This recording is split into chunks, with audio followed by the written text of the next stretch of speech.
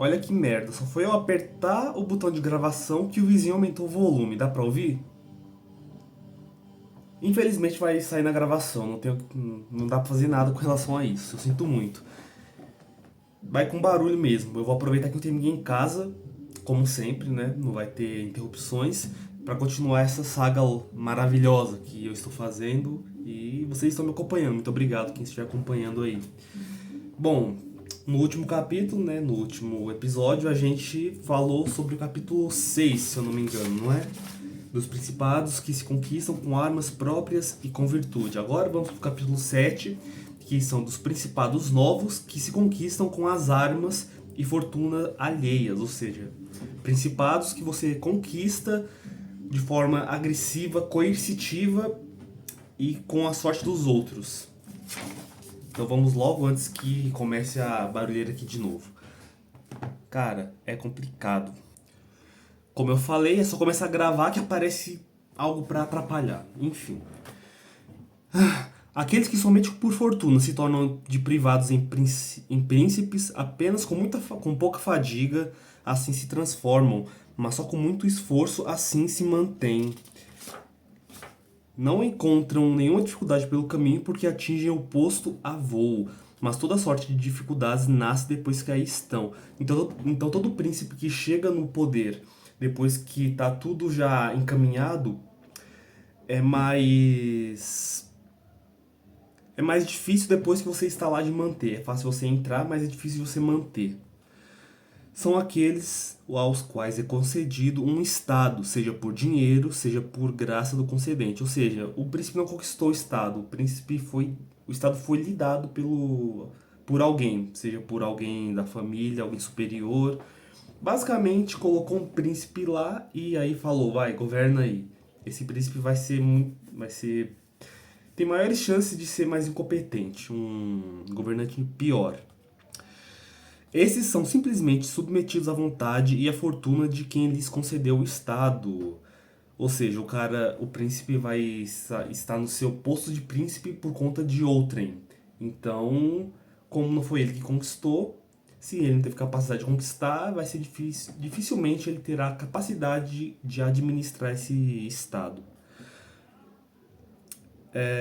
Que são duas coisas grandemente volúveis e instáveis e não sabem e não podem manter a sua posição. Não sabem porque, se não são homens de grande engenho e virtude, como eu já expliquei, é a sua capacidade a sua qualidade como governante, de forma bem resumida e simplificada.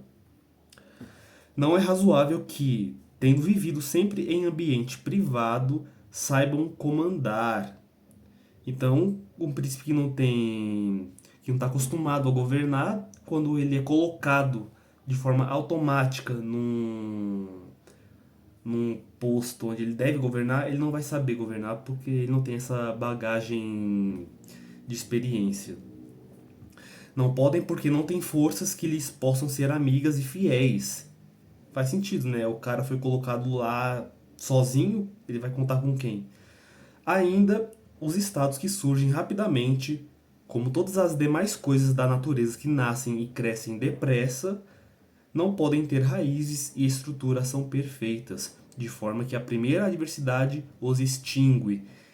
Então é aquilo que vai fácil, o que vem fácil, vai fácil. Se algo cresce muito rápido, não tem raízes nem estruturas para se manter. Salvo se aqueles que, como foi dito assim repetidamente, se tornaram príncipes, forem de tanta virtude que saibam desde logo preparar-se para conservar aquilo que a fortuna lhes pôs no regaço, formando posteriormente as bases que os outros estabeleceram antes de se tornar príncipes. Então não é que é impossível um príncipe ser colocado lá por, pela fortuna, como Maquiavel diz, e ele ser bem sucedido. Isso não é impossível. É possível se esse príncipe for virtuoso. E se a fortuna estiver do lado dele também. No seu principado novo, assegurar-se quem, pois, julgar necessário, no seu principado novo, assegurar-se contra os inimigos, adquirir amigos, vencer ou pela força ou pela fraude, fazer-se amar e temer pelo povo, seguir e reverenciar pelos soldados, eliminar aqueles que podem ou têm razões para ofender. Olha que ele justifica a violência, hein? Ordenar por novos modos as instituições antigas, ser severo e grato, magnânimo e liberal, extinguir a milícia infiel, porque uma milícia infiel que não está do seu lado pode arquitetar para te tirar do seu posto de príncipe. Criar uma nova, manter a amizade dos reis e dos príncipes, de modo que beneficiem de boa vontade ou ofendam com temor. Então esse príncipe vai ter que ter a virtude de chegar no seu posto de governante de um estado e fazer isso, criar uma milícia que seja fiel a ele para defendê-lo e impor o respeito de forma a que as pessoas o amem como governante e temam ofendê-lo, temam criticá-lo, temam discordar de algo que ele faça.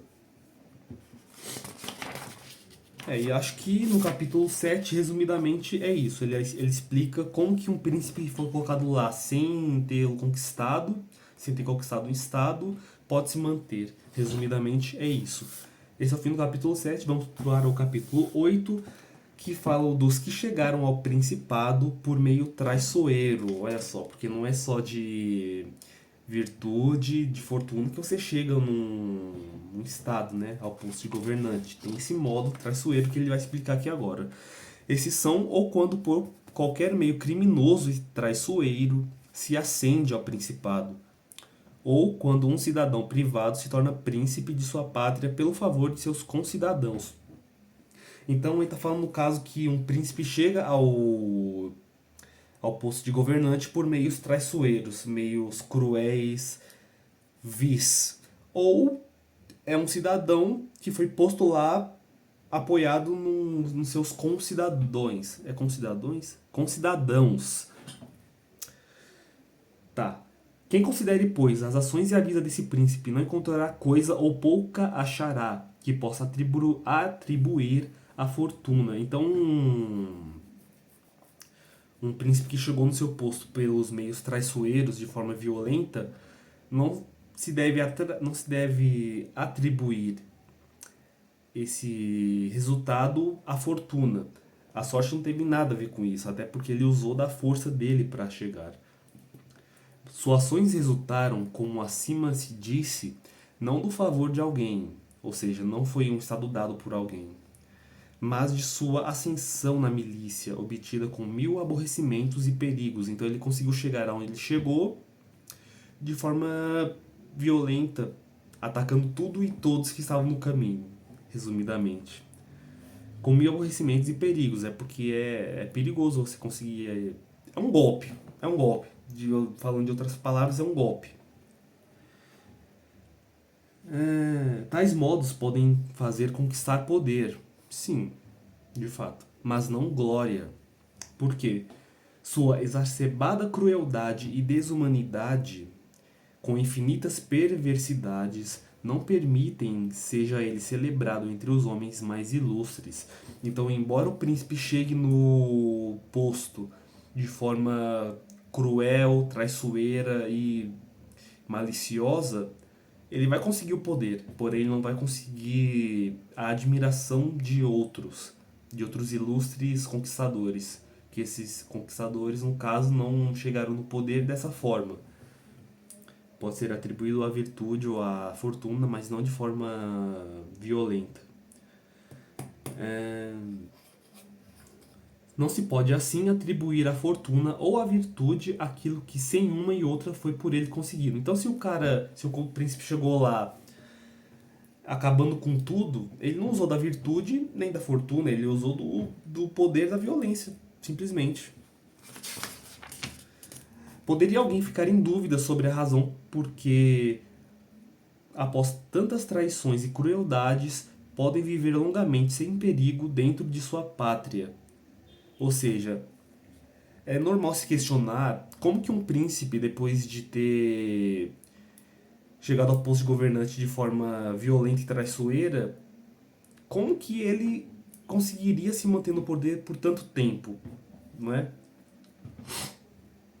sem perigo dentro de sua pátria e ainda defender-se dos inimigos externos sem que os seus concidadãos contra ele tivessem conspirado.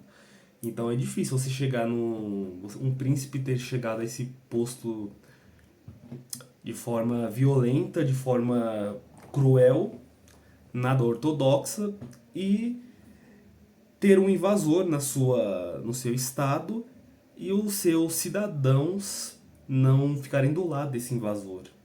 Porque faz sentido, já que o príncipe é um usurpador, um cara que chegou lá, como eu tô cansado de repetir, por meios violentos. Tem que deixar isso claro, que o Maquiavel, ele ele fala sobre a violência e ele tenta justificar a violência.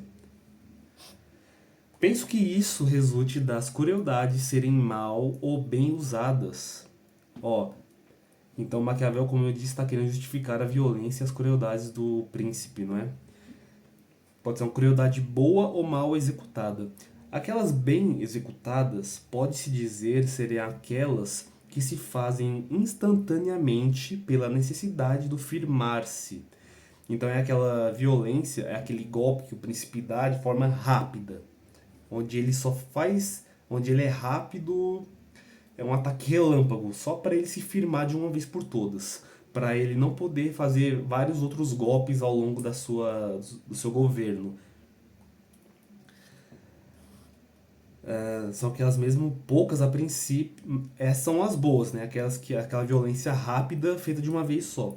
A violência mal usada são aquelas que mesmo poucas a princípio, com o decorrer do tempo aumentam ao invés de se extinguirem. Então é aquela violência feita aos poucos. Resumindo, Maquiavel diz que se você vai ter que ser violento, você tem que ser violento rápido e apenas uma vez. Porque se você ficar parcelando a sua violência, vai gerar ainda mais violência, não vai acabar. Aqueles que observam o primeiro modo de agir de forma violenta e rápida podem remediar a sua situação com o apoio de Deus e dos homens. Por isso é de notar-se que, ao ocupar um estado, deve o conquistador exercer todas aquelas ofensas que se lhe tornem necessárias, fazendo-as todas a um tempo só, para não precisar renová-las a cada dia e poder, assim, dar segurança aos homens e conquistá-los com benefícios. Então o príncipe vai dar aquele golpe rápido, violento e forte de uma vez, para ele poder ir se desculpando aos poucos com o cidadão, sabe? A violência é rápida de uma vez, porém os benefícios têm que ser feitos de pouquinho a pouquinho, para você não dar todos os benefícios de uma vez, porque aí é bom você estender os benefícios e a violência ser um período curto, sabe? Um período de violência curto e um período de benefícios longos. Quem age diversamente, ou seja, quem não age dessa forma, por timidez ou por mau conselho, sempre tem necessidade de conservar a faca na mão. Ou seja, quem faz a violência de pouquinho em pouquinho no seu governo tem sempre que ficar com o olho aberto, não podendo nunca confiar em seus súditos, pois que estes nele também não podem ter confiança diante das novas e contínuas injúrias. Então, os súditos do príncipe não irão confiar no príncipe, já que o príncipe é continuamente violento, ele continuamente ofende o seu povo e os seus súditos. Os súditos não vão ficar do lado do príncipe a longo prazo desse jeito. É por isso que, segundo Maquiavel, tem que ser uma violência rápida, de uma vez. Portanto, as ofensas devem ser feitas todas de uma vez só, como eu falei, a fim de que pouco degustadas ofendam menos. Pouco degustadas é pouco executadas. Ofendam menos. Porque o povo não gosta de violência, quanto menos violência melhor.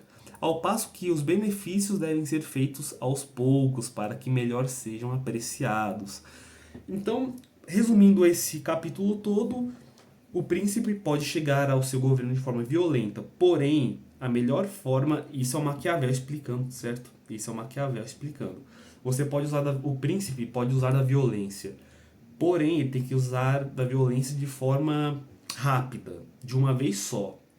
Quanto menos tempo de violência, melhor. E em seguida você vai se desculpando com o seu povo, dando benefícios, só que bem de pouquinho em pouquinho, sem pressa, para você não gastar toda, para você não queimar a largada inteira. Então, violência rápida, benefícios lentos. Em resumo, é isso. Qual capítulo que é esse? Qual capítulo que é esse? Será que eu pulei algum capítulo? 3, 6. Então, capítulo 7, capítulo 8. Esse é o capítulo 8. E esse é do Principado Civil. Eu vou fazer uma pausinha só pra eu ver se eu tô fazendo as contas certas aqui dos capítulos. Pelas minhas contas eu tô certo. Eu tô fazendo 3 capítulos a cada vídeo. Então foi capítulo 1, 2, 3, capítulo 4, 5, 6. Agora é o capítulo 7, 8, 9. Então vamos pro capítulo 9 mesmo, tá certo. O capítulo 9, o livro vai explicar sobre o Principado Civil. Passando à outra parte, quando um cidadão privado, não por traição ou outra intolerável violência, porém com favor de seus concidadãos, torna-se príncipe de sua pátria, o que pode chamar principado civil, até porque é um príncipe elevado pelo povo, literalmente pelo povo, é um cidadão normal que é elevado ao posto de príncipe com o apoio dos outros que são seus iguais. Para se tornar não é necessária muita virtude ou muita fortuna, mas antes uma astúcia afortunada. Astúcia afortunada. Então você tem que ser ligeiro e tem que contar um pouco com a sorte também. Digo que se ascende a esse principado com o favor do povo ou com aquele dos grandes. Então o principado civil é um principado no qual o príncipe é elevado a tal cargo ou por indicação, basicamente por indicação de alguém grande que já está lá, que puxa ele, ou pelo povo que está lá embaixo e eleva ele até lá. Porque em toda a cidade se encontram essas duas tendências diversas, e isso resulta do fato de que o povo não quer ser mandado nem oprimido pelos poderosos. Claro, o povo nenhum, povo que se preze, o povo decente, não quer ser explorado pelo político, né? Nem o povo com 2 neurônios que funcionam na cabeça quer ser explorado pelo filho da puta que tá lá no estado, né? E esses filhos da puta que estão no estado, esses políticos, desejam governar e oprimir o povo de forma bem. Ele fala isso daqui, ó. O povo não quer ser explorado e os poderosos querem explorar. É desses dois anseios diversos que nasce nas cidades um dos 3 efeitos: ou principado, ou liberdade, ou desordem. Então, o resultado desse principado civil são 3: o principado mesmo, a liberdade do povo ou a desordem, a bagunça ou caos. O principado é constituído ou pelo povo ou pelos grandes, conforme uma ou outra dessas partes tenha oportunidade.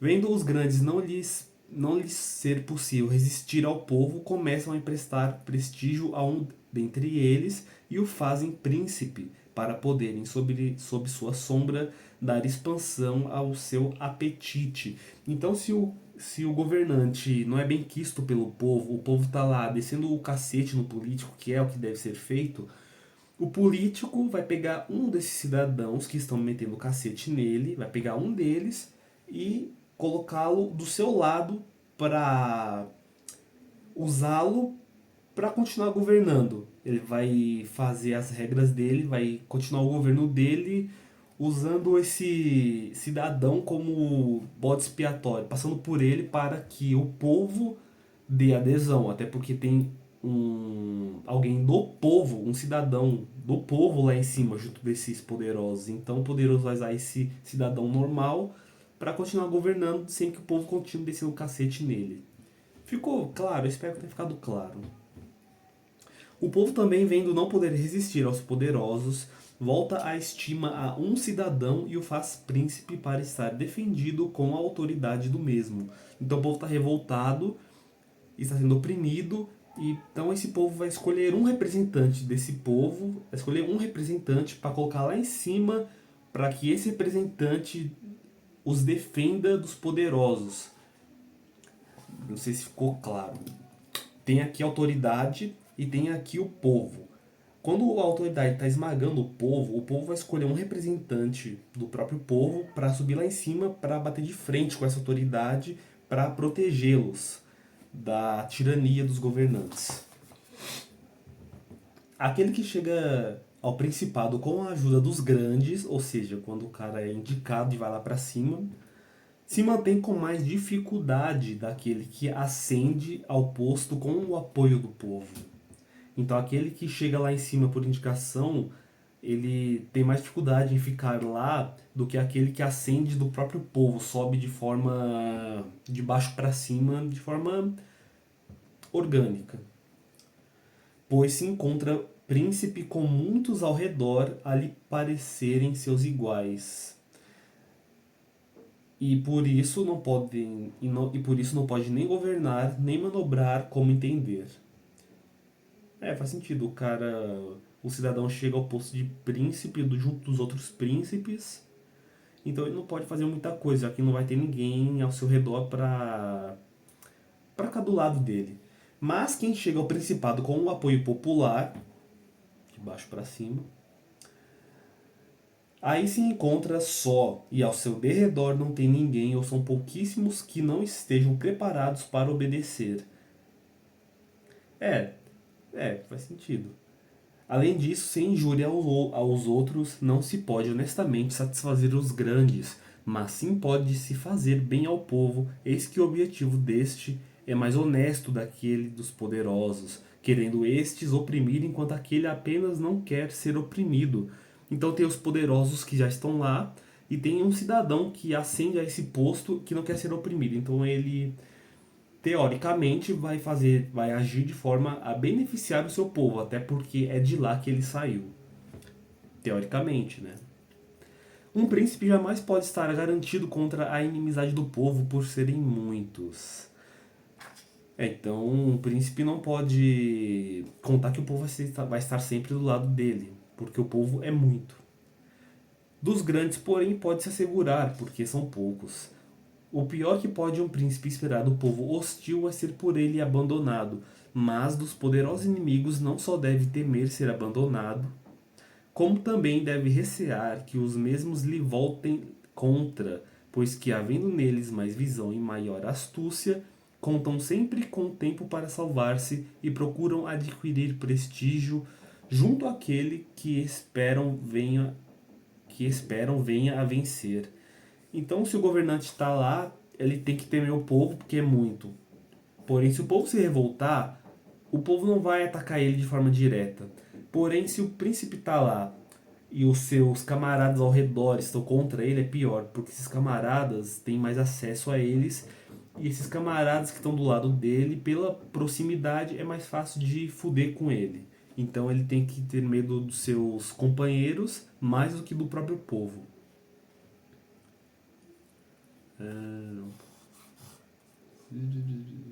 Ainda o príncipe tem de viver necessariamente sempre com o mesmo povo, ao passo que pode bem viver sem aqueles mesmos poderosos, uma vez que pode fazer e desfazer a cada dia esse seu poderio. Então ele pode renovar o seu redor, né? O redor dele. Ele pode mudar o seu ambiente de trabalho, mas ele não pode mudar o povo. Uma vez que pode fazer dando-lhes ou tirando-lhes reputação ao seu haverdio. E para esclarecer melhor essa parte, digo que os grandes devem ser considerados em dois grupos principais. Ou procedem por forma a se obrigarem totalmente à sua fortuna, ou não. Os que se obrigam e não são gananciosos devem ser considerados e amados. Os que não se obrigam devem ser encarados de dois modos. Se fazem isso por covardia ou por natural defeito de espírito, deverá servir-te deles. Principalmente porque são bons conselheiros, porque na prosperidade isso te honrará, e na adversidade não precisará temê-los. É sempre bom ter amigos por perto, né? Que não irão lhe passar a perna. Mas quando eles ardilosamente não se obrigam por ambição, é sinal que pensam mais em si próprios do que em ti. Desses deve o príncipe guardar-se, temendo-os como se fossem inimigos declarados, porque sempre na adversidade ajudarão a arruiná-los. Então você tem que ter aqueles que são próximo a você, pessoas de confiança, pessoas que na adversidade, no momento ruim, vão ficar do seu lado, não vão te passar para trás. Pois deve, pois pois, alguém que se torne príncipe mediante o favor do povo, conservá-lo amigo, o que lhe torna fácil, uma vez que ele não pede ele de não ser oprimido. Mas quem se torne príncipe pelo favor dos grandes contra o povo, ou seja, alguém que é puxado, eu acredito, deve antes de mais nada procurar ganhar este para si, o que se lhe torna fácil quando assume a proteção do mesmo. Então, se o cara é alçado ao poder, é bom que ele esteja, é bom que ele tenha o apoio do povo.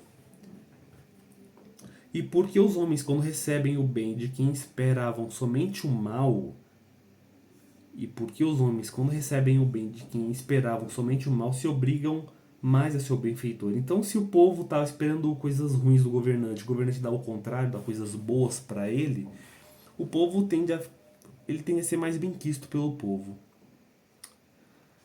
Mas se obrigam mais ao seu benfeitor. Torna-se o povo desde logo mais seu amigo do que se tivesse sido por ele levado ao principado. O príncipe pode ganhar o povo por muitas maneiras que, por variarem de acordo com as circunstâncias, delas não se pode estabelecer regra certa, razão pela qual das mesmas não cogitaremos.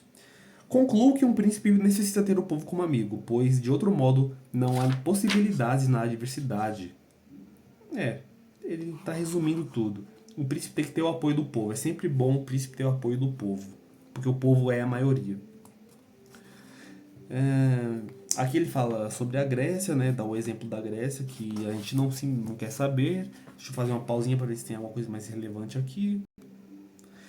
Então tá certo. Só para concluir esse capítulo, quem se torne príncipe pelo favor dos grandes contra o povo, ou seja, quem se torne príncipe porque alguém lá de cima puxou ele lá para cima e não teve o apoio do povo, antes de mais nada, ele deve procurar ganhar esse povo para si, porque já que o povo não elegeu ele para ficar nesse cargo lá em cima, ele tem que ganhar o povo.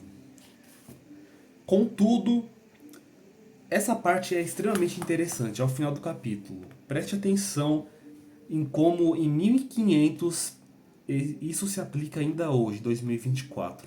Contudo, um príncipe hábil deve pensar na maneira pela qual possa fazer com que os seus cidadãos sempre e em qualquer circunstância tenham necessidade do Estado e dele mesmo, e estes, então, sempre lhe serão fiéis.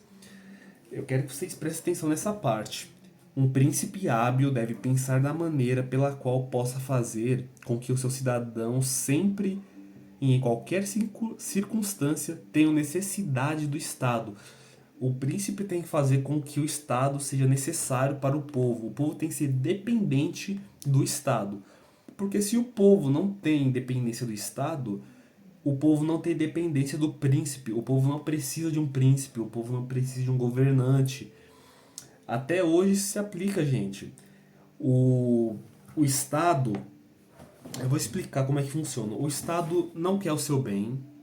O Estado não quer te ver prosperar na vida. O Estado quer que você se foda. O Estado quer que você continue na merda. Por quê? Para você continuar sendo dependente do Estado.